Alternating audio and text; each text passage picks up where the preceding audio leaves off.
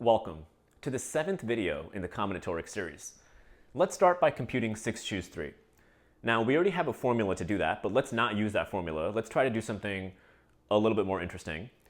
So you have the numbers from 1 through 6, let's say, and you want to count subsets of size 3. Well, obviously there are 6 choose 3 of those, right? By definition of 6 choose 3. But there are other ways we can count those subsets. For example, we can divide and conquer them. Now, there's many ways of dividing and conquering them. So a simple way of doing that is to think about some random element in this original set. So for example, let's just think about the number 1, but of course you can pick any particular number and do this argument. Now, any subset of size 3 is either going to include a 1 or not include a 1, right? So for example, the subset 1, 4, 5 includes a 1. And there are also subsets of size 3 that do not include a 1, right? So for example, the subset 2, 5, 6 does not include a 1. And those are mutually exclusive and exhaustive. So if we can just count the number of subsets that include a 1 and the number of subsets that do not include a 1 and then add them together, that's an indirect way of getting 6 choose 3. Okay. So how many subsets of size 3 do not include a 1? Well, if you do not include a 1, then you want 3 numbers from these 5. So you need a subset of size 3 from a set of 5 numbers. So that's 5 choose 3, right? So this is the number of subsets of size 3 that do not include a 1. What about subsets of size 3 that do include a 1? Well, if you include a 1, then you need to choose 2 more elements. So you need a subset of size 2, basically, from the remaining 5 elements, of which there are 5 choose 2, right? So there are 5 choose 2 subsets of size 3 that include a 1. Okay. So now it seems like we've made our problem worse because now we have 2 things to evaluate. However, they're smaller numbers, right? So things are getting easier in some sense. Also, notice that this argument can be applied for any n choose k, not just 6 choose 3, right? So for example, if you have n choose k, how can we break that up in a similar way? I'll give you a second.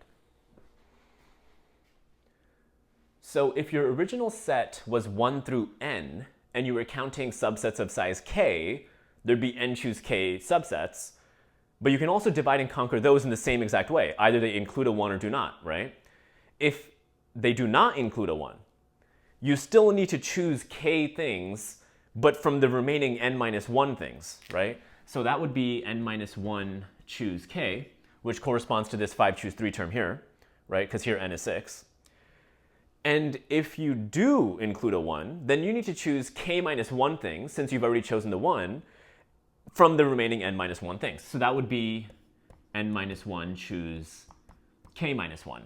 This formula is actually called Pascal's rule,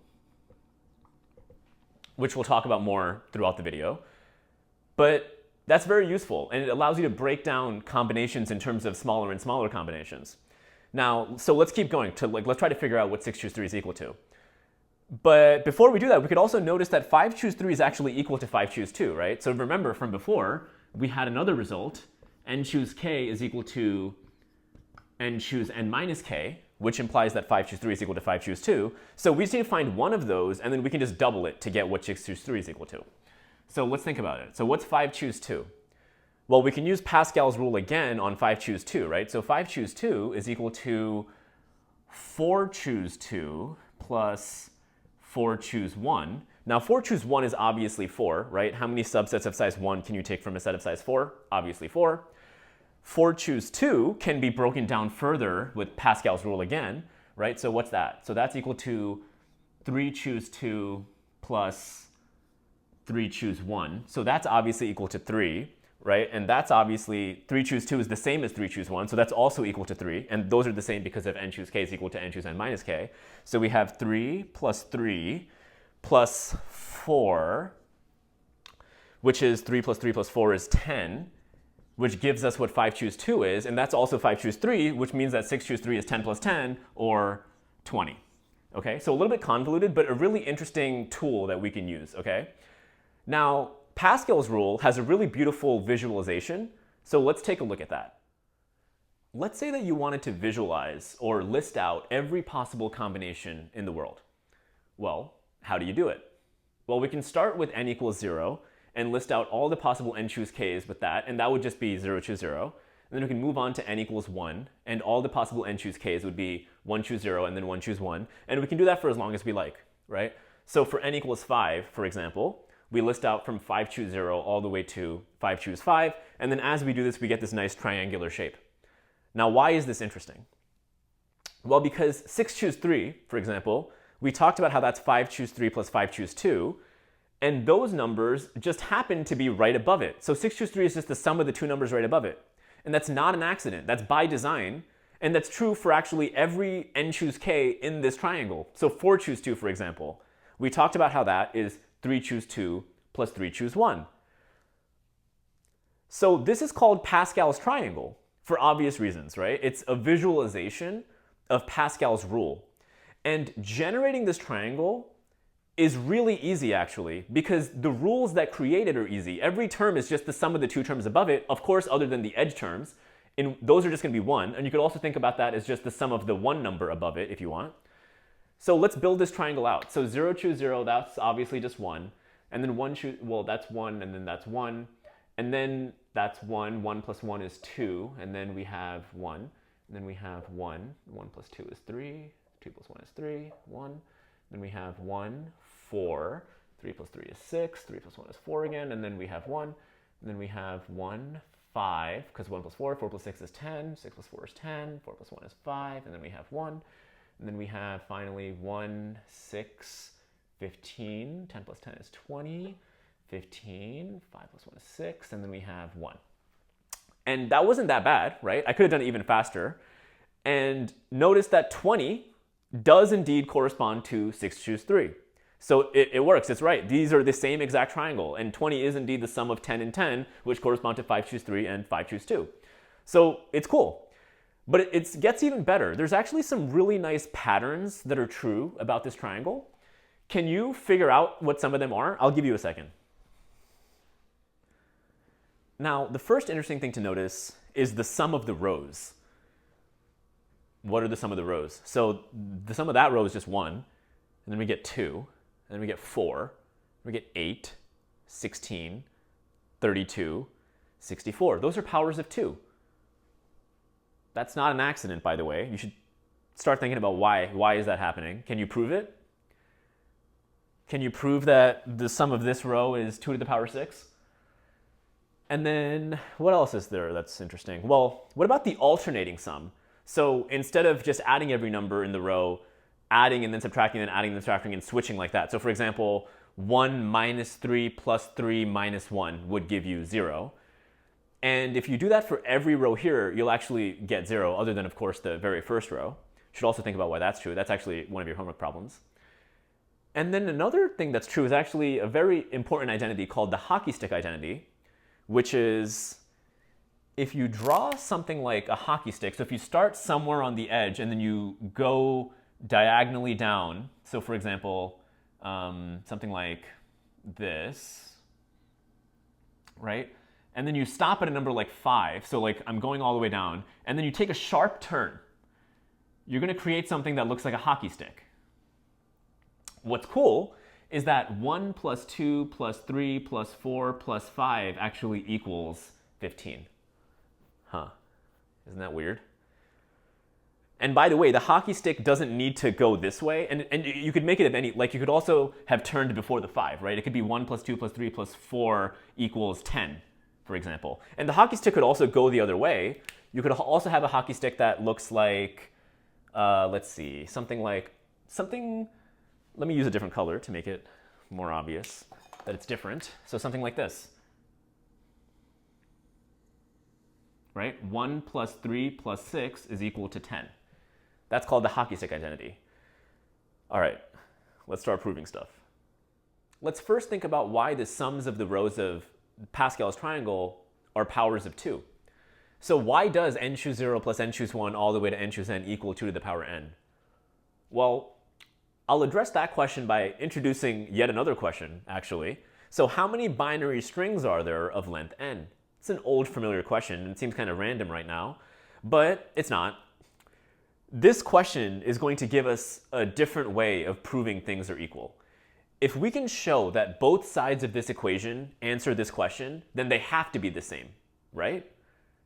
So let's just do that. Let's just show that both sides of this equation answer this question. And then we will have constructed what's called a counting argument, or some people call it a combinatorial proof for this equality.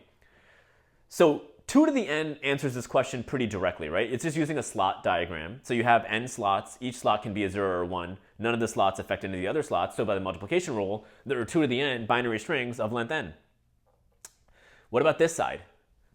Well, this side is clearly dividing and conquering binary strings of length n based on how many zeros there are, for example. So if there are no zeros, how many such binary strings are there? Well, there's n choose 0 of those. If there's exactly 1 0, there's n choose 1 such strings. If there's exactly 2 zeros, there's n choose 2 such strings, all the way to when there are exactly n zeros, there are n choose n such strings. So since both sides of this equation answer the same question, they are exactly the same. And that, believe it or not, is a rigorous proof. Something similar is on your homework, so you can get some practice with that. Let's do hockey stick next. Okay, here's an example of the hockey stick identity, and you shouldn't just take my word for that. You should actually try to visualize where these n choose k's are in Pascal's triangle and make sure you can see the hockey stick that this particular equation corresponds to, but the proof is going to look the same no matter what the hockey stick is. One way that we can prove this is to leverage Pascal's rule, which is something that we've already developed. So let's just go ahead and do that. So 9 choose 5 by Pascal's rule is 8 choose 4 plus 8 choose 5. And we already have this 8 choose 4 matching with this 8 choose 4. So we just need to show that this 8 choose 5 is the sum of the rest of these terms. Okay, we can use Pascal's rule again. So 8 choose 5 is 7 choose 4 plus 7 choose 5. And now we have the 7 choose 4 matches with the 7 choose 4, so we just need to show that the 7 choose 5 is the sum of these three terms here. Okay, well, 7 choose 5 we could think of, again with Pascal's rule, as 6 choose 4 plus 6 choose 5. And again, this 6 choose 4 matches with this 6 choose 4, so we just need to show that this 6 choose 5 matches with the sum of these two things. And again, if we use Pascal's rule, 6 choose 5 you could think of as 5 choose 4 plus 5 choose 5. And 5 choose 4 matches with this 5 choose 4. And of course, 5 choose 5 and 4 choose 4 are both 1. So the sums are the same. That's it. Okay, next thing.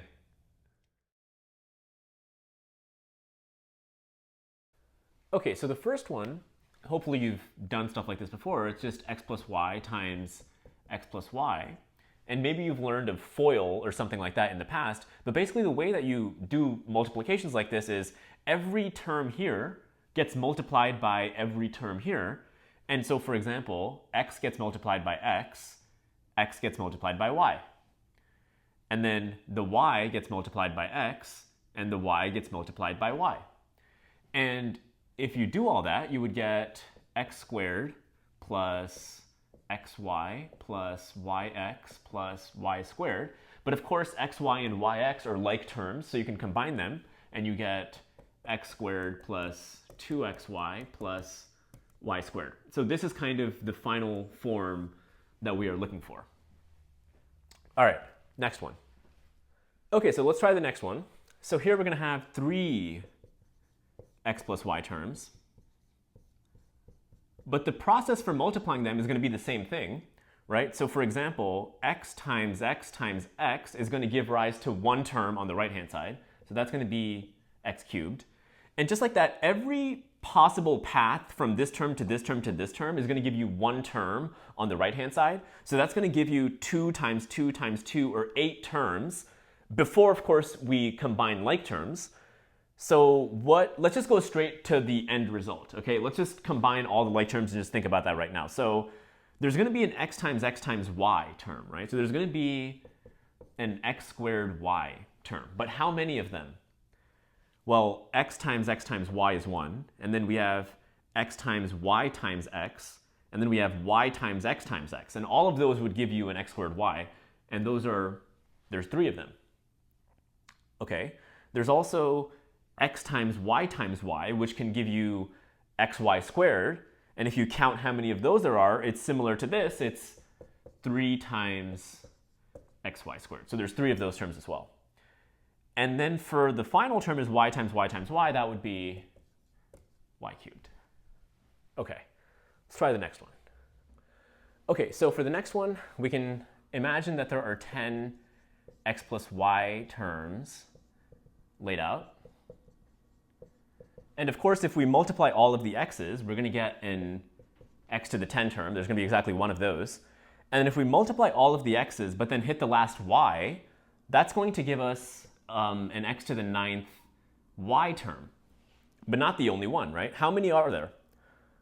Well, if we need one y, we can choose any of the 10 terms to get that y from, and then just grab an x from everywhere else. So that's going to give us 10 x to the 9th y terms, right?